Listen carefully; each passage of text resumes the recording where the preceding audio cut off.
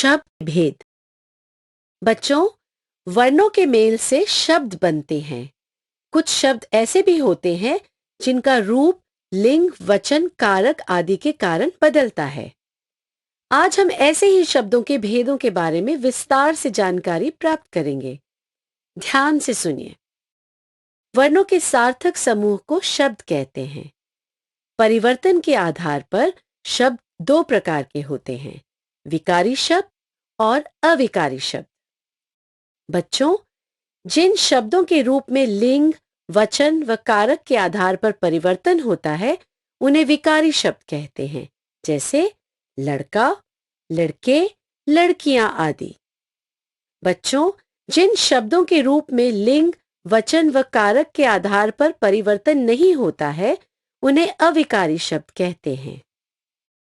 बच्चों, इस परिवर्तन के आधार पर शब्द दो प्रकार के होते हैं, विकारी शब्द और अविकारी शब्द।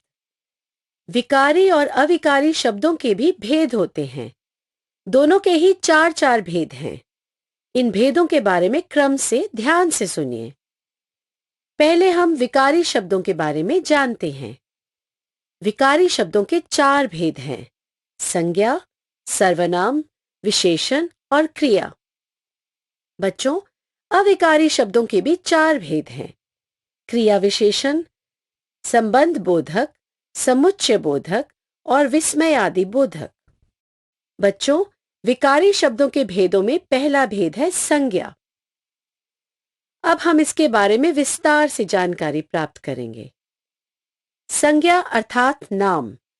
संसार में प्रत्येक वस्तु को जिस नाम से पहचानते हैं वही उसकी संज्ञा होती है। पारिभाषिक रूप में किसी व्यक्ति, वस्तु, स्थान अथवा भाव के नाम को संज्ञा कहते हैं, जैसे कृष्णा, मनाली, राधा, हिमालय, उदासी आदि। संज्ञा के बिना हम अपने दैनिक जीवन में भाषा का प्रयोग नहीं कर सकते। बच्चों, संज्ञा के मुख्य तीन भेद होते हैं। पहला, व्यक्तिवाचक संज्ञा। दूसरा, जातिवाचक संज्ञा। जातिवाचक संज्ञा के दो अन्य भेद भी और होते हैं, द्रव्यवाचक संज्ञा, समूहवाचक संज्ञा। संज्ञा का तीसरा भेद है भाववाचक संज्ञा। अब हम संज्ञा के पहले भेद व्यक्तिवाचक संज्ञा की परिभाषा और उदाहरण के बारे में जानते हैं। 1. व्यक्तिवाचक संज्ञा, प्रॉपर नाउन। जिन संज्ञा शब्दों से किसी विशेष व्यक्ति, स्थान, प्राणी और वस्तु का पता चलता है उन्हें व्यक्तिवाचक संज्ञा कहते हैं, जैसे व्यक्तियों के नाम राम, रमेश, मीनल, मालती आदि। नगरों के नाम राजस्थान, मेरठ, मुंबई, चंडीगढ़ आदि। देशों के नाम भारत, जापान, अमेरिका, लंदन आदि। त्योहारों के नाम होली, ईद, रक्षाबंधन आदि। बच्चों, संज्ञा का दूसरा भेद है जातिवाचक संज्ञा, कॉमन नाउन। जिस शब्द से किसी एक विशेष व्यक्ति अथवा स्थान का बोध न होकर समस्त जाति का बोध हो उसे जातिवाचक संज्ञा कहते हैं, जैसे शहर, नदी, देश आदि। बच्चों, समूहवाचक व द्रव्यवाचक संज्ञाएं भी इसी के अंतर्गत आती हैं, जिनकी जानकारी निम्नलिखित रूप में है। बच्चों, ध्यान से सुनिए। द्रव्यवाचक संज्ञा, मटेरियल नाउन। किसी द्रव्य या पदार्थ का बोध कराने वाले शब्दों को द्रव्यवाचक संज्ञा कहते हैं, जैसे सोना, चांदी, लकड़ी आदि।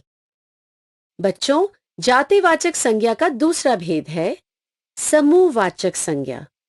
जो शब्द किसी समूह या समुदाय का ज्ञान कराते हैं उन्हें समूहवाचक संज्ञा कहते हैं, जैसे सेना, कक्षा, भीड़, गुच्छा आदि। संज्ञा का तीसरा भेद है भाववाचक संज्ञा, एब्स्ट्रैक्ट नाउन। किसी गुण, दशा, भाव, अवस्था अथवा स्वभाव का बोध कराने वाले शब्द भाववाचक संज्ञा कहलाते हैं, जैसे ऊंचाई, बचपन, स्वतंत्रता, ठंडक आदि। बच्चों, क्या आप जानते हैं कि कुछ संज्ञाएं मौलिक रूप में ही भाववाचक संज्ञा होती हैं, परंतु कुछ संज्ञाएं भाववाचक संज्ञा भी बनाई जा सकती हैं। अब हम संज्ञाएं को भाववाचक संज्ञा बनाना सीखेंगे। कुछ संज्ञा मूल रूप से भाववाचक संज्ञा होती हैं। कुछ संज्ञा शब्दों में उपसर्ग या प्रत्यय लगाकर उनसे भाववाचक संज्ञाएं बनाई जाती हैं। बच्चों, भाववाचक संज्ञाएं निम्नलिखित 5 प्रकार के शब्दों से बनती हैं। अब हम इनमें से पहले प्रकार को समझते हैं। पहला प्रकार ह, जातिवाचक संज्ञा से भाववाचक संज्ञा बनाना। जैसे एक, पशु से पशुता और पशुत्व बनती हैं। 2, इसी प्रकार देवता से देवत्व। 3, माता से मातृत्व। 4, पंडित से पांडित्य और पंडिताई। 5, मूर्ख से मूर्खता। 6, राष्ट्र से राष्ट्रीयता। 7, हिंदू से हिंदुत्व। 8, अपना से अपनत्व भाववाचक संज्ञा बनती है। बच्चों, इसी प्रकार अब हम दूसरे प्रकार को समझते हैं। दूसरा प्रकार है सर्वनाम से भाववाचक संज्ञा बनाना। 1, अपना सर्वनाम से अपनापन भाववाचक संज्ञा बनती है। 2, स्व से स्वत्व। 3, अहम से अहंकार। 4, पराया से परायापन। 5, मम से ममता भाववाचक संज्ञा बनती है। बच्चों, अब हम तीसरे प्रकार को समझते हैं, जो है क्रिया से भाववाचक संज्ञा बनाना। 1, उड़ना क्रिया से उड़ान। 2, खोजना से खोज। 3, दौड़ना से दौड़। 4, बचना से बचाव। 5, पहनना से पहनावा। 6, चुनना से चुनाव भाववाचक संज्ञा बनती है। बच्चों, अब हम चौथे प्रकार को समझते हैं, जो है अव्यय से भाववाचक संज्ञा बनाना। ध्यान से सुनिए। 1, खटखट अव्यय से खटखटाहट भाववाचक संज्ञा बनती है। इसी प्रकार 2, झनझन से झंझनाहट। 3, ऊपर से ऊपरी। 4, दूर से दूरी। 5, निकट से निकटता। और 6, समीप से सामीप्य भाववाचक संज्ञा बनती है। बच्चों, अब अंतिम प्रकार विशेषण से भाववाचक संज्ञा बनाना समझते हैं। 1, बूढ़ा विशेषण से बुढ़ापा भाववाचक संज्ञा बनती है। 2, कुलीन से कुलीनता। 3, अच्छा से अच्छाई। 4, कुशल से कुशलता। 5, हरा से हरियाली। 6, गरीब से गरीबी। 7, लंबा से लंबाई। और 8, भला से भलाई भाववाचक संज्ञा बनती है। बच्चों, इस प्रकार आपने विकारी शब्दों के पहले भेद संज्ञा के बारे में विस्तार से जानकारी प्राप्त की। अब निरंतर अभ्यास से अपना ज्ञानवर्धन करें।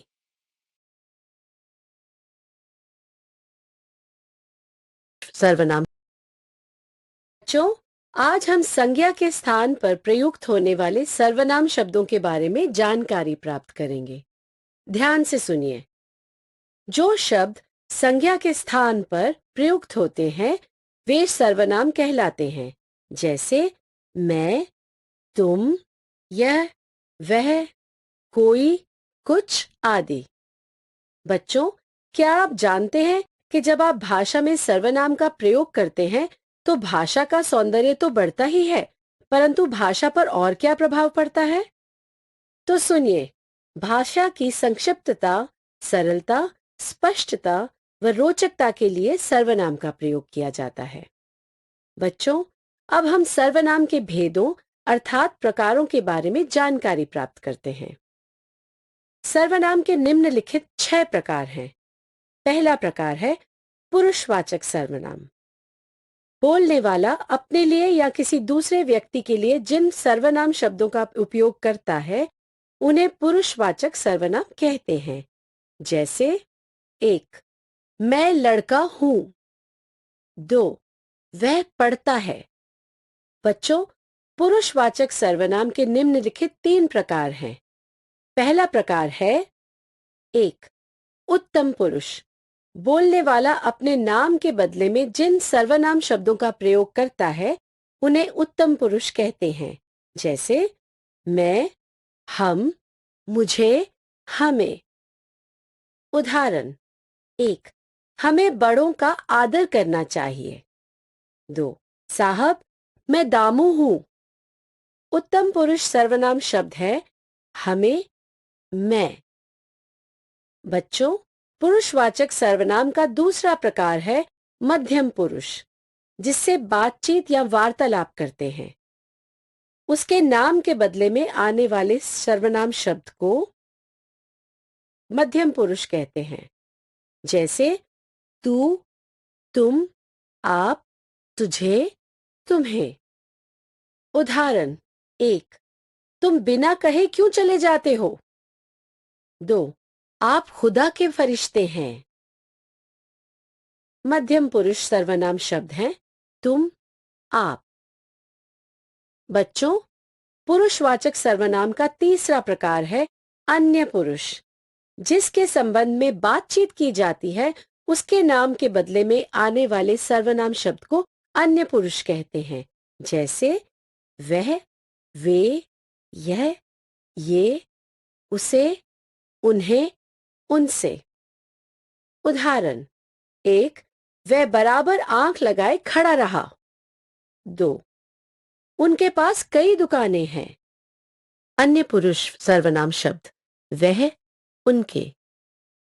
बच्चों, अभी आपने सर्वनाम के पहले भेद पुरुषवाचक सर्वनाम के तीनों भेदों को उदाहरण सहित समझा। अब हम सर्वनाम के दूसरे भेद के बारे में समझते हैं। ध्यान से सुनिए। निश्चयवाचक सर्वनाम। जो सर्वनाम शब्द निश्चित वस्तु या प्राणी की ओर संकेत करते हैं उन्हें निश्चयवाचक सर्वनाम कहते हैं। निश्चयवाचक के शब्द यह, वह, ये, वे आदि निश्चयवाचक सर्वनाम हैं। उदाहरण 1. यह मेरी किताब है। 2. वे अभी यहीं खड़े थे। निश्चयवाचक सर्वनाम शब्द है यह, वे। बच्चों, सर्वनाम का तीसरा भेद है अनिश्चयवाचक सर्वनाम। जिस सर्वनाम शब्द के द्वारा किसी निश्चित व्यक्ति या वस्तु का ज्ञान नहीं होता है उसे अनिश्चयवाचक सर्वनाम कहते हैं। उदाहरण कोई और कुछ शब्द अनिश्चयवाचक सर्वनाम है। उदाहरण 1. अभी अभी यहां कोई आया था। 2. मुझे कुछ कहना है। इन वाक्यों में कोई और कुछ अनिश्चयवाचक सर्वनाम है जो अनिश्चितता का बोध कराते हैं। बच्चों, अब हम सर्वनाम के चौथे भेद निजवाचक सर्वनाम के बारे में जानते हैं। निज का अर्थ है अपना। जिन सर्वनामों का प्रयोग अपने आप का बोध कराने के लिए होता है उन्हें निजवाचक सर्वनाम कहते हैं। जैसे आप, स्वयं, खुद, स्वतः आदि। उदाहरण 1. चींटी स्वयं अपना खाना जमा करती है। 2. तुम्हें खुद चलकर देखना पड़ेगा। इन वाक्यों में स्वयं और खुद शब्द निजवाचक सर्वनाम है जो अपने खुद के बारे में बताते हैं। बच्चों, सर्वनाम का पांचवां भेद है प्रश्नवाचक सर्वनाम। जिन सर्वनामों का प्रयोग प्रश्न पूछने के लिए किया जाता है उसे प्रश्नवाचक सर्वनाम कहते हैं। जैसे कौन, क्या, किसे, किससे आदि। उदाहरण 1. आपको किससे मिलना है? 2. उसने क्या कहा? प्रश्नवाचक सर्वनाम शब्द है किससे और क्या। बच्चों, अब हम आ पहुंचे हैं सर्वनाम के छठे और अंतिम भेद संबंधवाचक सर्वनाम पर। इसकी परिभाषा और उदाहरण ध्यान से सुनिए। जो सर्वनाम शब्द वाक्य में दूसरे सर्वनाम या संज्ञा शब्द से संबंध बताने के लिए प्रयोग किए जाते हैं उसे संबंधवाचक सर्वनाम कहते हैं।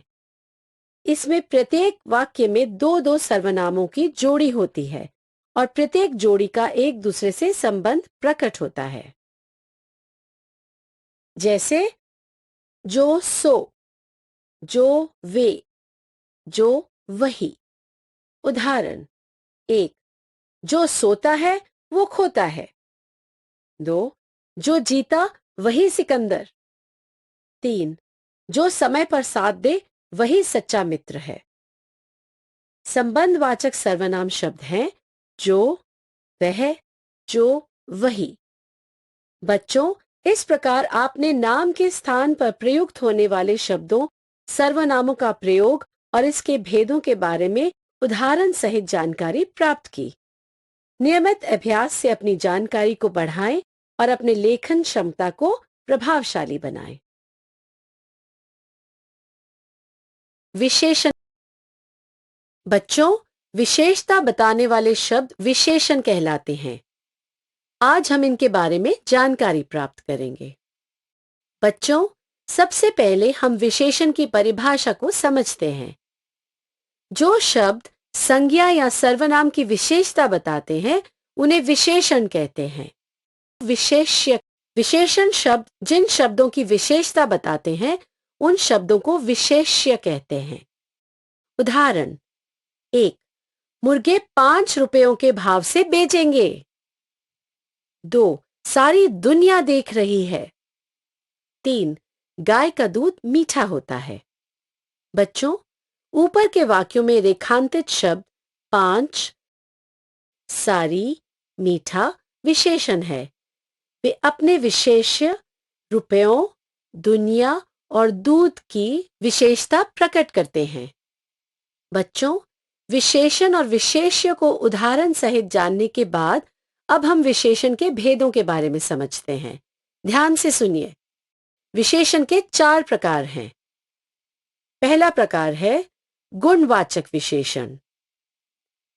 जिस विकारी शब्द से संज्ञा या सर्वनाम के गुण अथवा दोष का बोध होता है उसे गुणवाचक विशेषण कहते हैं। उदाहरण: 1. स्वामी विवेकानंद युवा सन्यासी थे। 2. रोगी मनुष्य दुर्बल हो जाता है। ऊपर के वाक्यों में रेखांकित शब्द युवा और रोगी शब्द विशेषण हैं। बच्चों, विशेषण का दूसरा प्रकार है संख्यावाचक विशेषण। जिस विकारी शब्द से संज्ञा या सर्वनाम की संख्या का बोध होता है उसे संख्यावाचक विशेषण कहते हैं। उदाहरण: 1. मनुष्य सांस के बिना 1 मिनट भी जिंदा नहीं रह सकता। 2. सप्ताह में 7 दिन होते हैं। ऊपर के वाक्यों में रेखांकित शब्द 1 और 7 शब्द विशेषण हैं। बच्चों, क्या आप जानते हैं कि संख्यावाचक विशेषण के भी 2 प्रकार हैं? इनमें पहला प्रकार है निश्चित संख्यावाचक विशेषण। जिस विशेषण से निश्चित संख्या का बोध होता है उसे निश्चित संख्यावाचक विशेषण कहते हैं। उदाहरण: 1. मालिक ने कुत्ते को आधी रोटी खिलाई। 2. राजा ने दरबारी को 100 कौड़े लगवाए। निश्चित संख्यावाचक विशेषण शब्द हैं आधी और 100। संख्यावाचक विशेषण का दूसरा प्रकार है अनिश्चित संख्यावाचक विशेषण। जिस विशेषण से अनिश्चित संख्या का बोध होता है उसे अनिश्चित संख्यावाचक विशेषण कहते हैं। उदाहरण: 1. दुर्घटना में कई आदमी मारे गए। 2. मेले में अनेक प्रकार के खेल होते हैं। इन वाक्यों में क्रमशः कई व अनेक ये 2 शब्द अनिश्चित संख्यावाचक विशेषण हैं। बच्चों, विशेषण का तीसरा प्रकार है परिमाणवाचक विशेषण। जिस शब्द से किसी वस्तु के परिमाण नाप तोल का बोध होता है उसे परिमाणवाचक विशेषण कहते हैं। उदाहरण: 1. बहुत दिनों के बाद आपसे मिल रहा हूं। 2. बिल्ली पूरा दूध चट कर गई। परिमाणवाचक विशेषण शब्द बहुत और पूरा। बच्चों, विशेषण का चौथा और अंतिम प्रकार है सार्वनामिक विशेषण। जो सर्वनाम संज्ञा की विशेषता बताने का काम करता है उसे सार्वनामिक विशेषण कहते हैं। उदाहरण: 1. यह गांव नशा मुक्त है। 2. वे लोग शहर गए हैं। सार्वनामिक विशेषण यह और वे। बच्चों, संज्ञा या क्रिया शब्दों में कुछ प्रत्यय लगाकर विशेषण रूप बनाए जाते हैं। अब हम प्रत्यय लगाकर विशेषण रूप बनाने वाले उन नियमों के बारे में जानेंगे। विशेषण बनाने की रीति। संज्ञा या क्रियाओं में निम्नलिखित प्रत्यय लगाकर विशेषण रूप बनाए जाते हैं। ई प्रत्यय से बनने वाले विशेषण है देसी, जंगली, शराबी, दानी, पंजाबी आदि। इसी प्रकार ईय प्रत्यय से बनने वाले विशेषण है स्वर्गीय, परकीय, आत्मीय आदि। ईन प्रत्यय से बनने वाले विशेषण है रंगीन, नमकीन, शौकीन आदि। ईला प्रत्यय से बनने वाले विशेषण है रंगीला, नशीला, चमकीला आदि। इक प्रत्यय से बनने वाले विशेषण है मौखिक, धार्मिक, वार्षिक, शारीरिक आदि। इत प्रत्यय से बनने वाले विशेषण है चिंतित, लज्जित, सुरक्षित, भ्रमित आदि। अख प्रत्यय से बनने वाले विशेषण है आवश्यक, रोमांचक, आकर्षक आदि। दार प्रत्यय से बनने वाले विशेषण है वफादार, ईमानदार, शानदार, दुकानदार आदि। बाज प्रत्यय से बनने वाले विशेषण है धोखेबाज, दगाबाज, नखरेबाज आदि। मंद प्रत्यय से बनने वाले विशेषण है एहसानमंद, अक्लमंद, सेहतमंद, फायदेमंद, दौलतमंद आदि। नाक प्रत्यय से बनने वाले विशेषक है दर्दनाक, खतरनाक, शर्मनाक आदि। ऊ प्रत्यय से बनने वाले विशेषण है घरेलू, झगड़ालू आदि। ईयल प्रत्यय से बनने वाले विशेषण है अड़ियल, मरियल, तड़ियल आदि। बच्चों, इस प्रकार आपने विकारी शब्द के अन्य प्रकार विशेषण के बारे में विस्तार से ज्ञान प्राप्त किया। अब लेखन में इसका प्रयोग करते हुए अपनी भाषा को सुंदर बनाएं। क्रिया। आज हम काम करने या होने के बारे में बताने वाले शब्दों के बारे में जानकर अपना ज्ञान बढ़ाएंगे। जिस शब्द से क्रिया के करने या होने का ज्ञान होता है उसे क्रिया कहते हैं। जो शब्द विशेष कार्य का पूरा बोध कराते हैं उन विकारी शब्दों को क्रिया कहते हैं। क्रिया के बिना वाक्य अधूरा रहता है। क्रिया का मूल रूप धातु कहलाता है। इसमें प्रत्यय जोड़कर क्रिया शब्द बनाए जाते हैं। लिंग, वचन और कारक में परिवर्तन होने से क्रिया का रूप बदल जाता है। उदाहरण: 1. मैं उस मीनार पर बैठूंगा। 2. वह प्रसन्नता से झूम उठा। बच्चों, अब हम क्रिया के प्रकारों के बारे में क्रम से जानेंगे। क्रिया का पहला भेद है 1. सकर्मक क्रिया। यदि क्रिया में कर्म पाया जाता है तो उस क्रिया को सकर्मक क्रिया कहते हैं। इन वाक्यों में क्रिया का फल कर्म पर पड़ता है। उदाहरण: 1. किसान हल जोतता है। 2. श्याम बांसुरी बजाता है। बच्चों, पहले वाक्य में हल और दूसरे वाक्यों में बांसुरी कर्म है, इसलिए जो क्रिया कर्म सहित होती है उसे सकर्मक क्रिया कहते हैं। क्रिया में क्या और किसको पूछने पर उत्तर मिले तो सकर्मक क्रिया होगी। क्रिया का दूसरा भेद है 2. अकर्मक क्रिया। यदि क्रिया के व्यापार का फल कर्ता पर पड़ता हो और जिस क्रिया में कर्म ना हो तो उस क्रिया को अकर्मक क्रिया कहते हैं। अकर्मक क्रिया कर्म की अपेक्षा नहीं रखती। इसके उदाहरण हैं 1. महेश जोर जोर से हंसता है। 2. कोलंबस बड़ा होता गया। ऊपर के वाक्यों में महेश और कोलंबस कर्ता हैं, परंतु इनमें कर्म नहीं है, इसलिए ये अकर्मक क्रिया के वाक्य हैं। बच्चों, कर्म सहित क्रियाएं सकर्मक क्रियाएं कहलाती हैं तथा कर्म रहित क्रियाएं अकर्मक क्रियाएं कहलाती हैं। अब हम कुछ सकर्मक तथा अकर्मक क्रियाओं के बारे में जानते हैं। कुछ सकर्मक क्रियाएं हैं काटना, पीटना, रखना, देखना, पढ़ना, फैलाना, घुमाना, बुलाना, बनाना, खोलना, पीना, सजाना, चमकाना आदि। कुछ अकर्मक क्रियाएं हैं आना, जाना, रोना, सोना, हंसना, घूमना, पहुंचना, बढ़ना, फैलाना आदि। क्रिया का अगला भेद है संयुक्त क्रिया। कार्य को पूरा करने के लिए जब वाक्य में 2 या 2 से अधिक क्रियाओं का उपयोग करते हैं तब उसे संयुक्त क्रियाएं कहते हैं। उदाहरण 1. राम ने रावण को मार डाला। 2. फिर कहकहों की आवाजें आने लगी। बच्चों, अब हम क्रिया के अगले भेद के बारे में जानते हैं, जो है प्रेरणार्थक क्रियाएं। जिस क्रिया के व्यापार में कर्ता पर किसी अन्य की प्रेरणा जानी जाती है उसे प्रेरणार्थक क्रिया कहते हैं। जैसे मां ने बेटी से खाना पकवाया। बच्चों, इस वाक्य में पकवाया क्रिया से बेटी कर्ता पर मां कर्ता की प्रेरणा मानी जाती है। अधिकतर अकर्मक और सकर्मक से प्रेरणार्थक क्रिया बनती है। बच्चों, प्रेरणार्थक क्रिया बनाने के भी कुछ नियम होते हैं।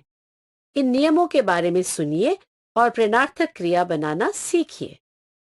प्रेरणार्थक क्रिया बनाने के नियमों में पहला नियम है पहले प्रेरणार्थक में आ और दूसरी में वा का जुड़ना। जैसे चढ़, चढ़ाना व चढ़वाना, गिर, गिराना, गिरवाना आदि। दूसरा नियम है धातु के बीच में यदि दीर्घ स्वर हो तो ह्रस्व करने से, जैसे जग, जगाना, जगवाना, सीख, सिखाना, सिखवाना आदि। तीसरा नियम है धातु के अंत में दीर्घ स्वर हो तो उसे प्राय ला जुड़ता है।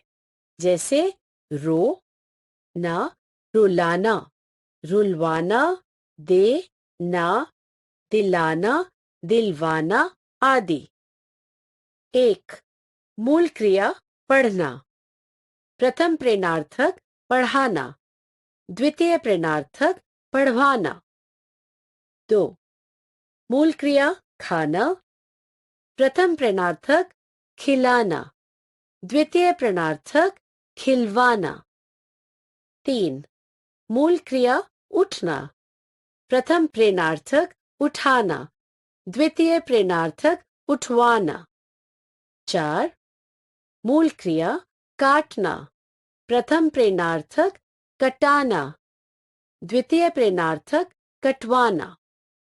5. मूल क्रिया समझना। प्रथम प्रेरणार्थक समझाना। द्वितीय प्रेरणार्थक समझवाना। 6. मूल क्रिया रोकना। प्रथम प्रेरणार्थक रुकाना। द्वितीय प्रेरणार्थक रुकवाना। बच्चों, कुछ क्रियाएं मुख्य क्रियाओं की सहायता करती हैं। आओ ऐसी सहायक क्रियाओं के बारे में जानें। मुख्य क्रिया की सहायता करने वाली क्रिया को सहायक क्रिया कहते हैं। जैसे उसने बिल्ली को मार डाला। सहायक क्रिया मुख्य क्रिया के अर्थ को स्पष्ट या पूरा करने में सहायक होती है। इन क्रियाओं में आना, जाना, खाना और देखना मुख्य क्रिया है। उदाहरण, महेश जोर जोर से हंसता है। इस वाक्य में हंसना मुख्य क्रिया है तथा शेष क्रिया है सहायक क्रिया है। बच्चों, इस प्रकार आपने क्रिया करने या होने के बारे में बताने वाले शब्दों के बारे में विस्तार पूर्वक जानकर अपना ज्ञान वर्धन किया।